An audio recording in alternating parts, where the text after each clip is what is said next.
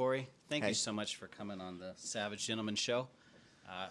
I got to tell you an interesting story that happened to me recently. So I was at a restaurant, and as I was checking out, there was a young kid standing in line, and I look, and he's got a Sandman hoodie on. Nice. So I kind of looked to see if he just like happened to buy it for merch, or if he actually like knew who it was. So I said, "Hey, where'd you get that hoodie?" And he looked at me almost angrily and said, "It's Cory the Sandman Hagen's hoodie." And I was like, "Right on." So I hope you know the impact that you're having on people, not just in Colorado, because that's where I saw it, but even worldwide, because I think what you've done is you've built your mind in a way that most people try to build their bodies. And I wanted to ask you, what does it take to have a warrior mentality? Yeah, the warrior mentality, I guess, is something that I've kind of been associated with for a couple of years now. I would say, okay, I think that just to caveat this thing, I do think that there are stages of learning, and you can't be afraid of that. And through the stages of learning, you're going to find some things that worked for you years ago that aren't going to work for you anymore. So, to get back to your question about the warrior mindset, I feel like that was something that I really had to tap into a few years ago. I am a fairly docile creature. Like I'm not really, I don't get angry that easily. I just don't have that personality. For a really long time, I'd never really had to get super up in my fights in order to win or have success. There are a number of times where I can think that I didn't get up enough and I didn't perform at my highest level just because I wasn't up enough. Yeah. But I still had success, so I never changed it. When I fought Aljamain Sterling, I realized, like, oh, okay, like you were way too low in that fight. You need to start tapping into, being able to get yourself up. The easiest way to get yourself up, in my opinion, is to like piss yourself off, and start to get, if you want to say, a little bit darker in the way that you're viewing the things that you're going to go do, because it's really easy to just brush this off as a sport and brush it off as just something that you do for work, and it's not that. It's like physically dangerous, but even more than that, it's a dream that I really care about, and I've worked really hard to craft and do my best in order to turn myself into a person that can achieve the really ambitious goal that I have right now. Yeah. So I would say through those couple of years that stemmed from losing to Aljamain in the way that I did develop this warrior mindset that was very intense, very kind of like angry driven and emotion driven. In the last couple of fights that I've had, I realized that that isn't as needed. I think that when you're learning anything, you push it all the way to its breaking point. You find out where that breaking point is, and then you pull it back and you find balance. That's kind of like how I think we learn things. So I took that all the way to its breaking point. When I was fighting against Song Yadong, I realized that I overdid it and it became a little distracting trying to get myself that up. And I went to the back and I was like, hey guys, like that felt a little bit disingenuous. I don't really feel like I was being, like I was trying too hard to be a character that I felt like I didn't need to be. Mm. So I've kind of tailored that now, and now I'm a much more zen guy going into the cage. Like I really feel like, at least for now, I've really tapped into this ability to be really free in my mind, free from fear, free from expectation, free from uh, all of the things that go into fighting. And not that those things don't happen, but when they do happen, I catch them and then they just move past me. So that's kind of the phase that I'm in right now. Maybe there'll be another phase in the next fight, or the next couple of fights, but I think that developing a warrior spirit means thinking about it a lot on your own and figuring out what you need, and that need is going to change a lot. So that was a very Yeah. long-winded No, answer, no, but it's that's my great. answer. And Yeah. speaking of thinking, what were you thinking during that triangle armbar that Yuri Alancanta put you in, and you refused to tap while catching hammer fist to the face? Yeah, that was unfortunate for me. I'm really glad that my elbow actually wasn't really, really messed up, because it definitely could have been. But no, man, I'm a ginger, so we don't feel pain. I And you have a soul? half of a All soul. right. I have half of a soul, but No, so yeah, in that fight against Alcantara, definitely was not expecting that right off the bat. Honestly, I didn't feel anything. Hmm. I just remember being like, this is not good. I remember my elbow popping and me being in my head. I was like, well, I don't want to lose. And if it's injured, I got to get whatever surgery I'm going to have to get anyway. So I might as well just let him crank on it all that he wants because it's about as damaged as it's probably going to get. Yeah. Um, and I remember being really pissed that he was whooping my ass like that. So the second I got out of it, I just kept thinking the whole time, I was like, man, the second I get out of this thing, I'm going to beat the brakes off Yeah. of you. And then I got out Yeah. and I Yeah. did beat the brakes off of him. So, Yeah. yeah. Well, my daughter's also a redhead, so she's gonna be really happy to see you on here, and even happier that I got to speak with you. Who's got the best back tattoo in the UFC? I don't think I do. I think mine looks like a smeared thumbprint. I I think disagree. I think on camera it looks like a smeared thumbprint. I don't know. I like the guys that have the big red Japanese demon face. I kind Yeah. of dig that. That's a little bit too intense for That's me. the Russian, that really tall Yeah, Russian. the What's his I name? found on the same card. Yeah, Volkov. Alexander Volkov. Yep. That's a crazy tattoo. Yeah, that's a Yeah. little intense for me. I don't think I'd like tattoo a picture of the devil on my back, Yeah.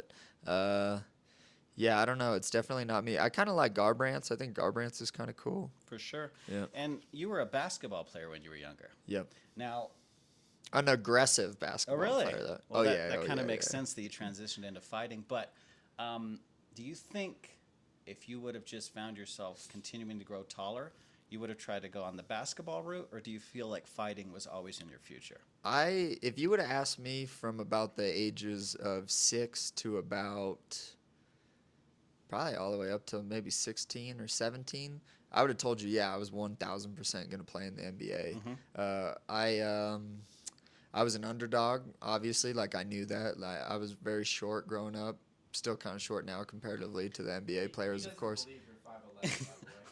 I'm like 5'10" and three quarters with my shoes Don't on. listen. I'm not going to pick it. um, yeah, I wanted to play basketball. Honestly, man, I think that I learned a great deal from basketball as far as being a competitor because I 1,000% lacked the physical characteristics needed in order to be a good basketball player. Like 5'11", like you can. I went to CU Boulder, like can't even walk on, even if you're really, really good. I don't think at 5'11", and kind of built like a twig a little bit, you know? So I knew that I lacked all of the physical characteristics, but I think what that gave me is I like really cared about being good at sports. I really, really cared about being good at it. So I think it gave me this mindset of being a bit of an underdog character in a sport, and that meant that I had to work that much harder than everyone Yeah. else, which I did. Like I absolutely did. I was the hardest worker on the basketball team. Anyone that I was competing for a starting spot with, I would demolish in anything that we were doing, whether it was free throws, sprints, whatever it is, one-on-one, whatever it is, I would make sure that I was winning. And like I said, I think that just that underdog mindset, even though it wasn't like a high competitive level of anything, I think it taught me to like go the extra mile in things, and that definitely carried over. And did you have I don't know, like a mentor, an uncle, a dad, or a brother that kind of showed you the benefits of discipline, and from that kind of lit a fire underneath you to continue that in every aspect of your life? I had good parents, but I think I did a lot of learning on my own growing up. Nice. I was just kind of like a guy that liked to do his own thing. Like I was that type of kid. Yeah. My parents both told me that I wasn't gonna play in the NBA. Damn. They told me, um, my dad's like a nervous Nancy, so he would always remind me like, hey, don't, you still got to go to school. You could hurt your knee and you could, never play again, blah, blah, blah. So I feel like I did a lot of my own motivating. My parents, like, they were supportive, but they weren't, like, they didn't give a shit. Yeah. Like, they didn't, like, make me go to practice. They didn't, like, I just enjoyed sports. I like trying to be better at things than other people. Do you think one of the ways that you improved yourself was through reading? Because I've read that you're an avid reader. Yeah, later in life, for sure. Yeah? I was a dumbass growing up. Like, Well, I mean, who isn't? yeah, great. Especially guys. Yeah, especially guys. I think no, I was in like the slow reading classes growing up, so it took me a really long time to learn how to read really well. Like even after college and during college, I didn't read very good. I'm very good at memorizing things because I'm a very slow reader. So when I Ah, read something, I memorize it at least for like a week. So I'm a reader now, and that definitely I do because of there's a utility behind it, and then I kind of started to find that it's actually enjoyable for me. So now I'm reading like I really like sci-fi books, I like comic books, I like all of that stuff. interesting So that you should say that. Did you recently read the Dune books? yeah, Dune is probably my favorite Okay. book. I I got haven't read the other ones, but the original I one got a I've read. gift for you. Oh, Open nice. it up and see what you think. Fear is the Mind Killer. Nice. And look at the front. Cool, man. Yeah. Thank So that's you. all yours. You're very welcome. Oh, thank you so much. Tell me what Nice. that says on the back. Fear is the Mind Killer. What does that mean? I mean, it's the thing that's gonna stunt you and turn you into a loser if you let it. You know, I think that I don't know. I have a couple rants on my phone about what fear is, but I think more than anything, man, like okay, I'll go on a little bit of a rant. Hit me. I think that in today's society we have a bunch of people that are trying to motivate people to I think that a lot of the motivation right now that's coming from at least like my YouTube algorithm, and I think a lot of men's algorithm, is fear-based motivation, because they want you to be scared of being a loser. They want you to be scared of being all this. They want you to be scared of all that, and that works very backwards. It just makes you scared of other things. I think that the goalpost to aim for is one where you should aim to be open to all of the experiences of life, whether they be horrible, whether they be your dreams being accomplished, and not having like a detachment to your success. That's what I found is really helpful to me. That's why when I talk about like zenning out before a fight, like it's caring without caring. You know what I mean? It's like all you can really do is do your best. That's like, and one thing that my dad really did instill in me is whenever I was nervous about a game or a fight or anything, I feel like my dad's only advice he ever gave me growing up was just do your best. Nice. And, and that's like, I think that's what it's about, man. You know? Absolutely. And you work part time at a trauma center. I think it was Mount St. Vincent's for children. Yep.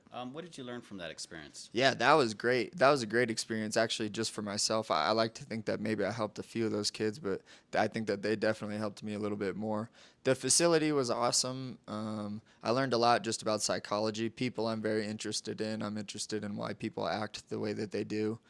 So I got to learn a lot about that. What I learned most about that place is, well, one of like the big things that I learned is like how to catch yourself having feelings before you notice that you're having feelings based off of your behavior. So for example, like if a kid is missing their parents, instead of being like, yo, I miss my parents, or I'm going to cry because I miss my parents, they'll like go run up and punch a kid. And so, or they'll pace, or they'll be weird and dissociated. You know what I mean? And I started to be like, I know that this sounds really simple, but it took me till when I was in my 20s to kind of figure this out. I was like, oh, when I can't remember where my keys are, I have a lot on my mind, which means I'm stressed. What am I stressed about? I'm stressed about this. So it gave me a level of self-awareness that I think I definitely lacked before working there. And so that was like the biggest benefit for me working from Mount Yeah. St. Vincent's. An Yeah. ex once gave me the analogy is that when you feel pain, the best thing you should try to do is pinpoint where it's coming from. So treat it like a tattoo. You can either say, oh, my whole back is burning and I'm in such pain right now. Or you can say, the reason I'm in such pain right now is because a little tiny needle is going in and out of my skin at 1,000, pokes per second. And if I can pinpoint that, then I can know what the pain's coming from, and then I can deal with it. Nice. Whereas if I just say my whole body is burning, it's so overwhelming, I don't know what's hurting you. And that always stuck with me. It's like if you can pinpoint the pain, then you can deal with it. Nice. Are you going to be like a psychologist or a writer when you're done with professional fighting? Because you seem to have such a love for the human mind, and then also a capacity to care more than most people do, especially for children. I can't help but think like what a blessing it would be for whatever future generations come if you could be involved in something like that in the future. Yeah, it's I definitely am trying to. I mean, I'm in the second half of my career, and that's kind of like I'm starting to notice that. Like in 5 years, I'll probably be up and over. And the first 5 years flew by, so I imagine that these next five are definitely going to fly by. So I've been thinking a little bit about what I'm good at, what I'm really, really interested in. I think that I'm really good at strategy, and I'm really good at figuring out games and how to win games, and studying other people and all of that stuff. I know that I'm very good at that, which will translate into a lot of things. But I think that like you said, what I'm very interested in is people. Hmm. I'm very interested in like figuring out why people are the way that they are at all levels, like normal people, successful people. Like I think that successful people aren't that interesting to me because I think that they're all lying about the way that they got there anyways. I think that normal people you can learn a lot from, and I do learn a lot from normal people. And I want to work with that demographic of people, maybe successful people as well. But I think that I was actually talking with my mom about this earlier. I think I might go back and get maybe my sports psychology degree. Wow. And Uh, that'll be your second degree? yeah, I have a psych degree, so it'd only be like another 2 years to get a master's, and then I think another 5 or 6 to get a doctorate. I would have to really weigh out. But I do think that I want to do like some actual awesome shit in my life. Like being the UFC champ is cool, but then like what are you gonna do for the rest of the 50 years that you're alive? And I think that, maybe being a doctor and being something that I think I can really help like a lot of people like me growing up figure out why it is that I'm acting the way that I can act, so that not only I can do well in sports, but so I can do well in like whatever area of life I want to go into. Speaking of interesting people, talk to me about your relationship with Ryan Hall. Oh yeah, I mean, yeah, And by the way, tell him to come on sometime. oh, he'd love to. Yeah, Ryan would definitely do it. Yeah, so Ryan's been a really good mentor for me for, I guess, since I've known him, maybe like 5 years now. We only have a few fights together in the UFC, but I've known him for 5 years. He's really taught me how to like think about the sport in a more organized way. I think that everyone's different, and I think that me and his minds kind of click a little bit. I mean, he's definitely like way, way capable of processing more and like a smarter guy than I am, and like remembers things better than I can. But the way that he's organized jiu-jitsu and viewed it from a conceptual standpoint, and then used those concepts to develop tools instead of using a bunch of tools to garner a game around, you develop concepts to garner a game around, and then you can substitute all the tools in. I've definitely tried to do that for striking, which is actually like a really exciting thing for me, and still is I feel like in MMA it's such the Wild West still that I get to be a big time trailblazer in the way that this sport is thought about, specifically in striking, because that's what I'm known for and came most naturally for me. So it's been really, really fun for me to feel like I'm trailblazing, like thought in a sport that's becoming one of the number one sports in the world. And that's really cool for me because, but going back to Ryan Hall, I wouldn't be able to do that, I don't think, if I wasn't taught to organize this thing in a way that is obviously very advanced, and he's proven that by his jiu-jitsu accolades. So Yeah. Just speaking of like being on TV and stuff, what is something that you noticed watching yourself on TV that you never noticed about yourself before? Like I see myself sometimes like, oh, I hunch terribly. I really need to improve my posture. What's something you saw and you're like, oh wow, I never noticed that about me. That's interesting. I've always known that I'm really dry and I don't make facial expressions. Well, that's probably good. It's good for fighting. It's Every good for picture competing. that's take candidly of me, it's like mouth half open, eyes one closed, I had a basketball coach when I was younger. He used to call me Smiley because I would never make any facial expressions. And he thought that that was funny. But yeah, every time I watch me, I'm just like, God damn, dude, you look like you have such a bad resting dick face. You know what I That's mean? a Like, good way of putting just it. such like a fucking. That's the guy's equivalent of the resting bitch face. Yeah, yeah, I definitely know I got that going on, but it's hard for me to fucking smile Yeah, all no, the I know time, it. dude, What was your first impressions of these dear twins, Ryan and Robin, when you first met them? Do you remember? Yeah, of course I remember. I think that they were 16 or 15 or 14. How old, guys? 15. They were 15 when they signed up at the gym. Mm-hmm. They pretty much looked the exact same, except now they have beards. Yeah. Uh, A little older and a little uglier. yes, definitely. Yeah. How old are you guys now? 25. Yeah, so I guess we've known each other for 10 years now. So what was the first thing that you remember of them walking in? I remember how often they were there. Hmm. Like that's so for me, I'll help anyone that's gonna be there all of the time, like how I'm there all of the time.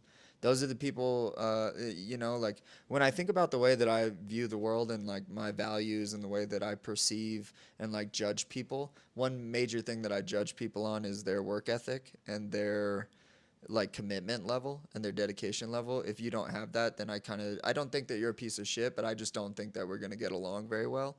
And so that's one thing that I notice immediately with almost anyone is if you're at the gym and I see you there as much as I feel like I'm there, you immediately gain like Yeah, big time for respect sure. from me at least. So I mean that's always usually the one thing that I notice from most people, and both of those guys had just a high level of dedication because they were there all the time, and maybe it was just because they were bored as shit and didn't have anything to do like I kind of was for a really long time. But nonetheless, like if you're going to spend as much time doing something that we both love, then like yeah, we're probably going to get Yeah. along. Well, I've seen in their lives compared to some of my other brothers and sisters, they have a lot more peace. They have a lot more fun because they have discipline in their lives. And I notice, especially looking at some of my younger brothers and sisters, and even some of their older sisters, the lack of discipline leads to a lot of unhappiness in their life. And so even if they don't make the most amount of money or anything, it's so irrelevant to their quality of life. Definitely. Um, you've been on a lot of big podcasts. You were on the Joe Rogan Experience. You were on like this past weekend with Theo Vaughn. You've been on the MMA Hour with Ariel Hawani. Besides the Savage Gentleman Show, what is your most favorite show to be on or podcast, and why? Okay, so it's only been recently that I found out that all of this stuff is really important, Mm. honestly. The first time I was on Rogan, I didn't understand that that was a big deal. Like, I was like, oh, yeah, like, cool. Yep, I'll come. I thought it was cool for sure. Obviously, I know who Joe Rogan was, but I was like, oh, yeah, just like another podcast. And then afterwards, I was like, oh, shit, that was kind of a big deal. I should have been way more prepared in what it is that I was going to say. And the second time I was on Rogan, though, I had a really nice time. I enjoyed myself. I wish that, obviously, when you go back and you watch yourself, you wish that you would have communicated things a little bit better. Yeah. But yeah, Rogan was really fun. I think he's a really good guy. I think that he's like he sent me a text after the Rob Font fight while everyone was kind of shitting on me for the injury and it being like a wrestle fuck fight. He sent me a really nice text, and if Joe Rogan said it, then it's gotta be true. So Right, no, of I'm just kidding. course. But yeah, that kind of meant a lot to me because I know he's a busy dude and all of that stuff. Theo Vaughn, obviously, I've grown kind of friendly with him, seeing him at some shows, and then also just talking to him here and there. And he's like a really phenomenal guy. He actually came to a local show here in Colorado one Yeah. time. When Yeah, I first moved here, I just missed yeah, watching him there. Yeah. yeah. So he was in town doing a show and he just wanted to hang out, and I was like, hey, I'm cornering at some shows, and it was at this country bar in Aurora, Hmm. and this was his first time not being at a UFC show. That was an MMA show Stampede. at the Stampede. Yeah. So he was he was like all into it, man. He was like, so these guys just go to work tomorrow, huh? I was like, yep, dude, they're gonna go get knocked the fuck out and then go work their construction job That's tomorrow. right. So he was having a ball at that show. That was pretty cool. But yeah, I've got to meet some really cool guys. I'm not really like the biggest fanboy of a ton of people, Hmm. but I like people that I feel like are doing like some good for the world, and good on them for doing that. But yeah, Rogan and Theo are definitely really awesome guys. What's the last good podcast that you listened to? I actually have been listening to Rogan a little bit. I listened to this one. I forget the guy's last name, but the topic of discussion was a book that the guy wrote about identity and Mm. how like the two things that people need is to one feel like they're a part of a identity or like some social group, and then two they need to strive to like reach higher and higher in that social group. So that was really interesting because that's right up my alley. I think that like identity and people latching onto identities is just mega fascinating to me. Religion is really fascinating to me. The things that people will believe because other people believe it and they're in that same group is really interesting to me. The climbing up of the ladder Yeah. in every, culture is really interesting to me. So I forget the guy's name, but that was a really fun one for me. Nice. Yeah, it seems to me that you are addicted to improving.